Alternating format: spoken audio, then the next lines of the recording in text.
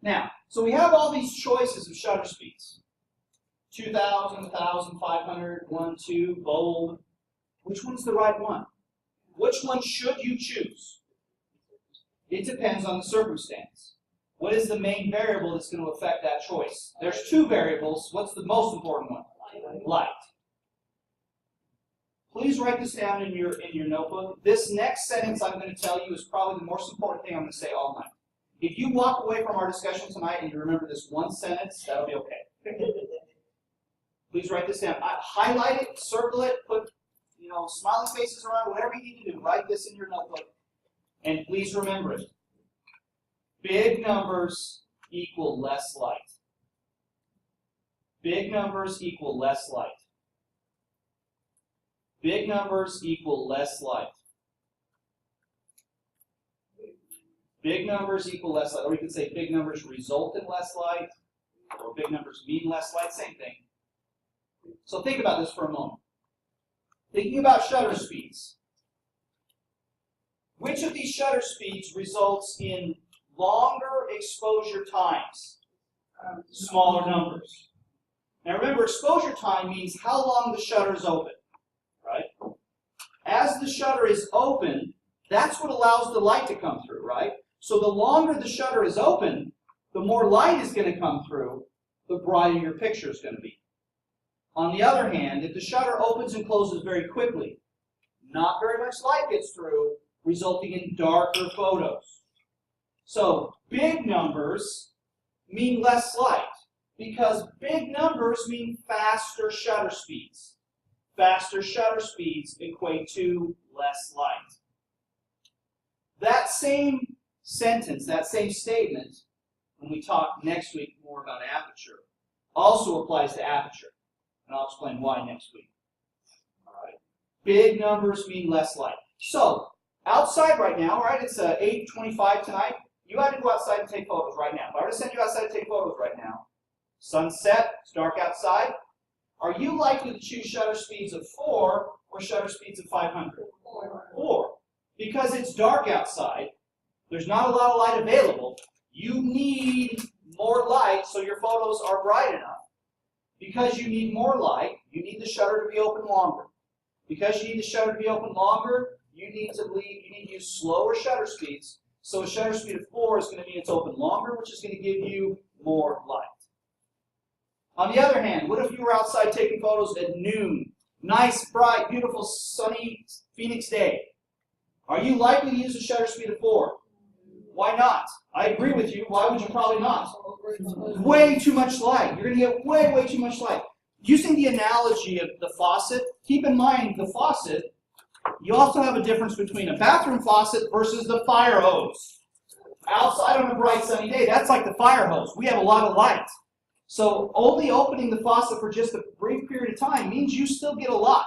Because if you open a fire hose just for a moment, you still get a truckload of water. So when it's outside and it's bright, you still have to consider lighting source. All right? What about if the subject is moving? Okay, we're about to get to that. I said before there are two variables that affect your choice of shutter. First and foremost, because it's always first and foremost, light is always first and foremost. So that is the first consideration we have to consider when choosing a shutter speed. If I need more light, slow it down. If I need less light, speed it up. But now, what if I'm taking a photo of something that's moving? Now I have this other thing to consider. Please write this in your notes. Whenever you're taking photos of moving subjects, so whenever you're taking photos of moving subjects, or you can just abbreviate this, whenever you're taking action shots, the shutter must be moving faster than the subject. So whenever you're taking photos of moving subjects, we're taking action shots, the shutter must be moving faster than the subject. If the subject is moving faster than the shutter, the subject is going to look like a blur or streak. All right? So the shutter has to be moving faster than the subject. Here's a general rule of thumb. Whenever taking photos of moving subjects, you should never use shutter speed slower than 125. 125 is kind of like that demarcation line. Right? So notice, by the way, that's quite limiting. Look at this big list of shutter speeds. When your subjects are moving, that line about right there, that's about as slow as you're going to want to go. So you're going to be using only these ones. And that's because your subject is moving. If you use slow shutter speeds, then the subject will look like a blur or a streak. Think about this. To help you understand this, I like to think about this in terms of mathematics. This room, by the way, is about 30 feet across, which is about 10 yards. All right, so let me give you a scenario. Let's say you're lucky enough this next fall to go to the Arizona Cardinals game, right, for what is probably Larry Fitzgerald's last season with the Cardinals. I'm so bummed. I'm glad he's going to play at least one more season. But let's say you're lucky enough to go to the Cardinals game next season, and you want to take a photograph as Larry Fitzgerald is sprinting down the sidelines, getting ready to catch that touchdown pass, right? So that's the scenario. Now let's think about how fast Larry Fitzgerald runs, right? He's slowed down a little bit as he's got a little older, but I guarantee he still probably runs faster than any of us. He's pretty quick. In fact, actually, if he were to run a 100-yard dash, he probably runs it in about 10 seconds. That's pretty standard for most wide receivers. About 10 seconds, maybe a little bit longer, but that's, for ease of mathematics, let's round to 10 seconds. So that means if he's running from one side of the football field to the other side of the football field, he's running in about 10 seconds. 100 yards, 10 seconds. With me so far? Remember I said before that this room is 30 feet across, which is 10 yards. So let's say you were lucky enough to take a photo of Larry Fitzgerald and he was running at full speed. If he was running at full speed, how long would it take him to get from one side of this classroom to the other side of the classroom? If he runs 100 yards in 10 seconds, if this room is 10 yards across, he can run from one side of this room to the other side of this room in 1 second. 1 second. That means he's running 10 yards per second. If you were taking a photo of Larry Fitzgerald and you set your camera to a shutter speed of 1, how would your photo of Larry Fitzgerald turn out? It would just be a blur of dreadlocks, right? Just black and, red, black, and white streak running across. It would be a horrible photo, right? It might be properly exposed, meaning it might not be too dark or too bright. But in terms of the subject, your subject, which is that football player, is just a streak. So a shutter speed of 1 is too slow. All right, what about if I use the shutter speed of 4? How long is the shutter open when I use a shutter speed of 4? The exposure time when using a shutter speed of 4 is 1/4 of a second. Again, if Larry Fitzgerald is running at full speed, if he can run 10 yards in 1 second, that means in 1/4 of a second he can run 2.5 yards, which is what? It's about from here to about here, which is not super far.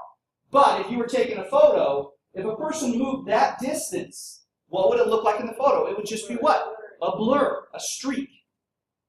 Still not going to capture that photo, right? To be able to take a photo of Larry Fitzgerald running at full speed, you're going to probably have to use a shutter speed of at least 125 or faster. To help emphasize this point, I'm going to show you a little trick. Nobody else is allowed to do this, just me, okay? Remember I said before, to take a photo of a subject that's moving, the shutter has to be faster than the subject, correct? It has to be moving faster than the subject.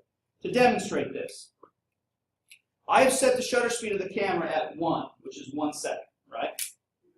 My question to you guys is, what I'm going to do, or what I'm going to attempt to do, is I'm going to open up the shutter, and then I'm going to try to put my finger in and out of there before it closes on my finger. Right? Does that make sense? Now, the question is, do you guys think I'm fast enough? I know I'm a short, chubby guy. I'm not Larry Fitzgerald. But do you think I'm fast enough that I can get my finger in and out of there in time? Yes. All right. Well, you still have your fingers. I do still have the tip of my finger, though, so we'll see. All right, you guys ready? I'm going to try. You guys ready? At 1 or 125? I'm at 1. Okay. We're going to work our way up. Okay. We're going to start with 1, though. All right? The finger falls off, can I have it? You guys ready? All right, shutter speed of 1. You guys ready? Okay. I gotta probably put it in and out of there 2 or 3 times. That was slow, right? I'll do it again just to impress you guys. Ready? Okay, so obviously I can move much faster than a second, right? Because remember, a second is a lot longer than you think it is. So let's go up. Let's go to 2. What if I go to 2? Yeah. How long is the shutter open when I use the shutter speed of 2? Half a second. Half a second. You think I can get my finger in and out of there in time? Yeah. All right. I think I can too. We'll see. Should I like stretch first? I'm not sure. Yeah. You guys ready? Stretch. No problem. Again, I'll do it again just to demonstrate. You guys ready? No problem. Somebody All right. have 911. All right, let's ramp it up now. Going to 4 now, okay? Oh, yeah. All right. So again, Okay, how long is the shutter 911. open? Quarter of a second. That's pretty quick, right? So just so you can see. Ooh, that's a little faster. You guys ready? You got it. You got it. Okay, you ready? I'm glad Ron's got faith in me. That's good. You guys ready? I got 911 on speed dial. No problem. No problem. You guys ready? Ooh, that was a little closer. A little closer. By the way, don't any of you guys do this with your camera. It's not a good idea. All right, going to 8. You guys ready? Yeah. All right, how fast? Ooh, that's pretty quick. Right? That's pretty quick. You guys ready? You guys ready? Ooh, I felt the wind that time. It was so close. All right, you guys gonna go to 15. Are you ready? I'm not gonna really do 15. Now, I probably could do it, but I don't want to risk breaking the camera. Here's the thing. We move pretty quick, right? Even as I'm moving my hands around right now, this is pretty quick. If I was moving my hands around right now and you were taking a photo of me, unless you use the fast shutter speed, my hands are just going to look like a blur. So to be able to capture motion, you have to use fast shutter speed. If your subject is moving 125 or faster, all right, I'm almost done. I got 5 more minutes. Now, what is the great thing about crime scene photography? Our subjects ain't moving, right? That dead body over there is not going anywhere, right? In fact, actually, if the body moves, so we are lucky in that our subjects are typically not moving. However, movement is still an issue. Because although our subjects are not moving, grab your camera. Everybody point your camera up at the flag for me, please. I don't care which camera, it doesn't matter. Just point your camera up at the flag, like you're going to take a photo. Okay, so point your camera at the flag. Right, so you're holding the camera properly, right? You got your left hand underneath. I'm holding it with my right hand. That allows me to adjust my focus or my zoom. All right. Got your elbows in against your body so I can look through. Now, how still do you think you're holding right now? I mean, chances are you're probably pretty still. I don't see anybody out here like super shaking bad, but you are moving a little bit. You are moving a little bit. So although, even if you're taking a photo of a subject that's not moving, a chair, a table, a dead body, when you are hand holding the camera, there is still movement. It's not the movement of the subject, it is your movement. So you are still limited when it comes to choices of shutter speeds. Right? Let me give you the rule. When you are hand holding the camera, meaning that the camera's in your hands, in other words, not on a tripod. When you're hand holding the camera, the slowest shutter speed you can use is equal to the focal length of the lens. The slowest shutter speed you can use when hand holding the camera is equal to the focal length of the lens. Now let's think about this. What focal length are we going to use most often with these cameras? 35. Now why are we choosing 35? Because that's the normal or standard lens. Focal length of the lens. So most of the time you're going to be using a focal length of 35 millimeters because that's the standard lens for these digital cameras. In other words, it makes things, again, remember standard means normal lens. And the reason we call it a normal lens is because when you look through that lens, things look normal. Remember, our job as a police photographer is to take accurate photos, things that look normal. So you're probably going to be using a lens of a focal length of 35 millimeters. Looking at our shutter speed list, which one of those shutter speeds is closest to 35? 30. Well, 60 is the next biggest one, but the closest one is 30. So that means if you're hand holding the camera, you're using this Nikon camera. The slowest shutter speed that you're going to use if you're hand holding the camera is going to be around 30. What happens if you try to use shutter speed slower than that? What if you try to use a shutter speed of 4? How's your photo going to look? Blurry. Because as you're taking the photo, you're moving a little bit. It's not as exaggerated as I'm showing right now, but you are moving a little bit. And so your photo is going to be a little bit blurry because of that movement. So you still have to use somewhat faster shutter speeds. Now, the one thing about most digital cameras is most digital cameras have an anti-shake feature, which will typically allow you to use one more stop up. So technically, you could probably go as low as 15 and still be okay if you're doing digital. But I wouldn't push it. What if you needed, though, to use a really slow shutter speed? Because let's say it was really dark out. Can you use a really slow shutter speed? Yes, as long as the subject's not moving, and as long as you eliminate your own movement by doing what? Putting the camera on a tripod. If you put the camera on a tripod, you eliminate your movement, and as long as the subject's not moving, you can use shutter speeds of 4 or 2 or 1, or even as much as 2 seconds or 4 seconds. I mentioned before using a shutter speed of bulb, in which case you might have the shutter open for as much as an hour. I saw a hand up, a question somewhere. Yes, no? Can you, I know that I'm nervous and working, and so that could cause my pictures to be, If you find that you shake a little bit more, then I would probably go one more faster. So instead of using 30, I would probably not go below 60. Make sense? Okay. What we're going to talk about next time is, once we've chosen what we think is probably the right shutter speed. So for example, let's, really quick, if you were in the room right now, so we're in a bright classroom, bright fluorescent lights, the sun's not out, it's nighttime right now, so we don't have nice natural sunlight coming in. All we do have is the light from these fluorescent lights. Looking at this list of shutter speeds, which one do you think is probably a good choice to start with? 4? 30, 50, 500? What do you think? I was standard focal length of 35. Standard focal length 35 millimeters. I think somewhere in this middle range is a good place to start. Let's just say we choose 60. Keep in mind, it's not entirely arbitrary. We are evaluating the situation.